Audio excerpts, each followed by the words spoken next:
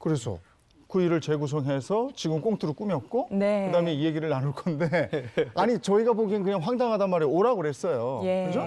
오라 그래서 좀 마다하다가 가다가 사고가 난 거야.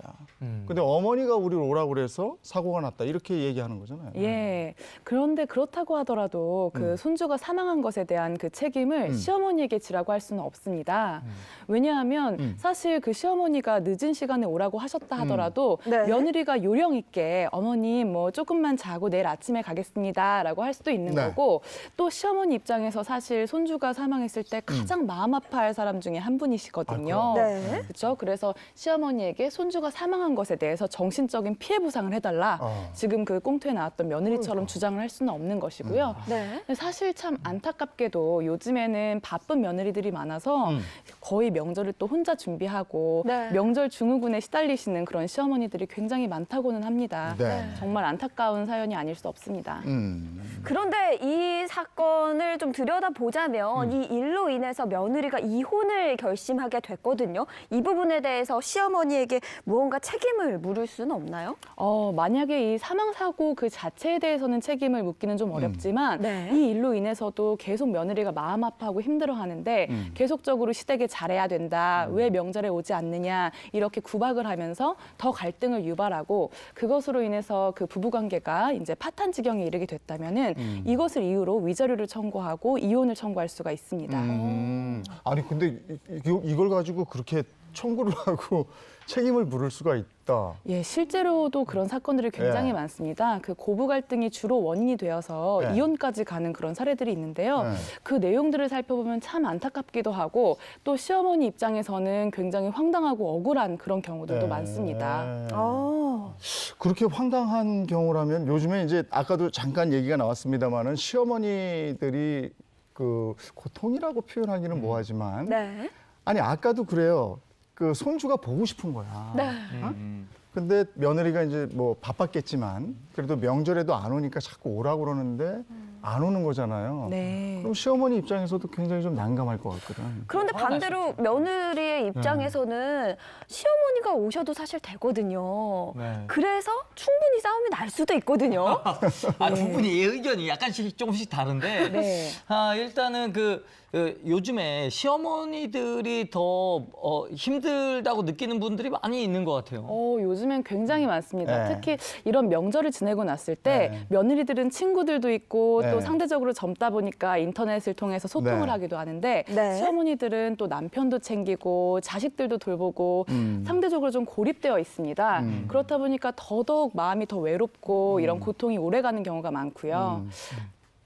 근데 실제로 저 사건 같은 경우에는 그래서 어떻게 된 거예요? 예, 이 사례와는 조금 다른 사례가 실제로 네. 있었는데요. 네. 고부 갈등이 심해져서 이혼 소송까지 간 사례인데 네. 이 사례에서 이제 며느리는 시어머니 생일도 안 챙기고 그리고 또 명절 제사 이런 것들을 다 거부하면서 네. 그 시댁과의 관계가 굉장히 안 좋아졌어요. 네. 그래서 결국에는 아들과 그러니까 남편이죠. 네. 계속적으로 다투게 됐고 결과적으로 아들이 참다 못해서 이혼을 청구했고 재산 분할로 2억 원을 청구했고 그리고 또 자녀가 있었는데 그 자녀들의 친권과 양육권을 아들 나한테 달라라고 하면서 이혼 소송을 제기한 사건이 있었습니다. 이게 그러니까 제사도 안 갖고 네. 그러니까 어떻게 보면 며느리가 좀 해야 될 도리라는 게 있는데 그걸 다 하지 않았으니까 그러면 이거는 남편 손을 들어준 건가요? 아닐 것 같아요. 왜냐하면 그 정도로 네. 재산 분할 2억 원의 친권의 양육권까지 넘어가지는 않았을 것 같거든요. 아니 원래 이혼하면 재산 분할은 원래 가는 거거든. 일단 또 두 분 또 좀 있으면 싸우겠어요.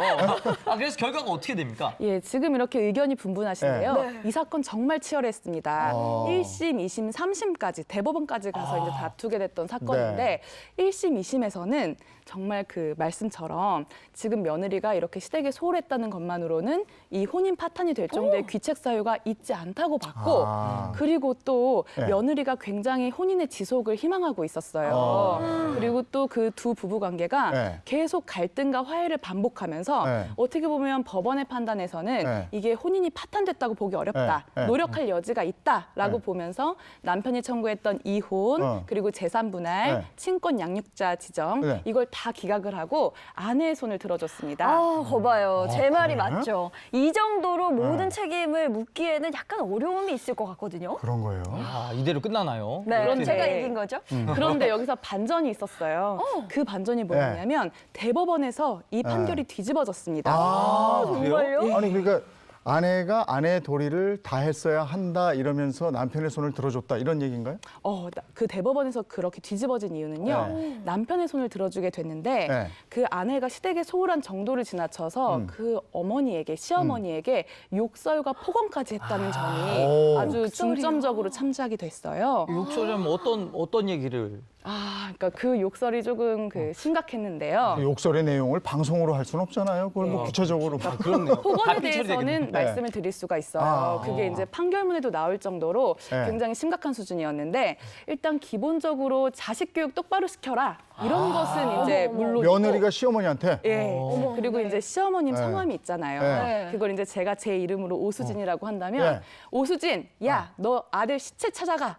이렇게까지 야, 그건 폭언을 한 너무했다. 거예요. 시어머니한테 예, 아들의 시체를 찾아가라고 얘기를 하게 됐는데 네. 이게 이제 어떤 상황이었었냐면 남편하고 다투면서 이제 전화 통화가 잘 안 되잖아요. 네. 싸우고 이러니까 아들이 전화를 잘 안 받고 이랬는데 결국엔 며느리가 화가 난다고 어. 시어머니께 전화를 해서 욕설 포함해서 이제 뭐 시체를 찾아가라 네. 이런 식으로까지 폭언을 한 게 굉장히 중점적인 참작이 되었습니다. 야 이건 무슨 막장 드라마에도 안 나오는 네. 그런 실제 일어난 사건이란 말이죠. 예, 맞아요. 그래서 이제 법원에서는 1심하고 2심에서는 지금 뭐 부부가 갈등도 네. 있고 화해도 하고 반복을 했다고 봤지만 네. 대법원에서 봤을 때는 네. 그렇게 시어머니에게 욕설까지 한 부분은 아내가 말로는 혼인을 지속하고 싶다고 얘기하지만 사실 노력을 하기보다 오히려 갈등을 유발하고 있다고 본 것입니다.